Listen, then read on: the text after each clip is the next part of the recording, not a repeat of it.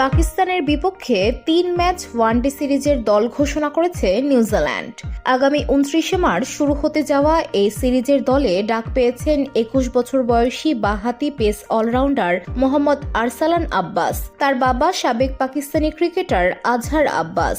আজহার পাকিস্তানের হয়ে ৩ ফরম্যাটের ঘরোয়া ক্রিকেট খেলেছেন। ৪৫টি প্রথম শ্রেণীর, ২২টি লিস্ট এ এবং ৭টি টি-২০ খেলেছেন। এরপর ওয়ালিংটনের কারুরি ক্রিকেট ক্লাবে কোচিং শুরু করেন তিনি। সেখানেই হাতেখড়ি হয় ছেলে মোহাম্মদ আব্বাসের। বসুন্ধরা, উত্তরা, বনশ্রী, কুড়িল ও বাড্ডা সহ রাজধানীর বিভিন্ন স্থানে অভিজাত ও অত্যাধুনিক মানের ফ্ল্যাট কেনার এক নির্ভরযোগ্য প্রতিষ্ঠান প্লেজেন্ট প্রপার্টিজ লিমিটেড। তাই আপনার স্বপ্নের আবাসনের জন্য আজই যোগাযোগ করুন। Pleasant properties limited, where destiny matches eventually.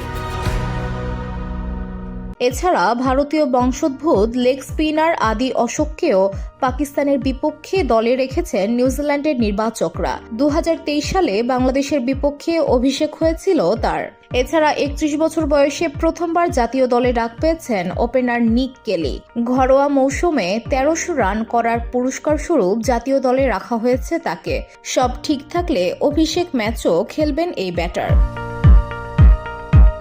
VOD Bangla news desk.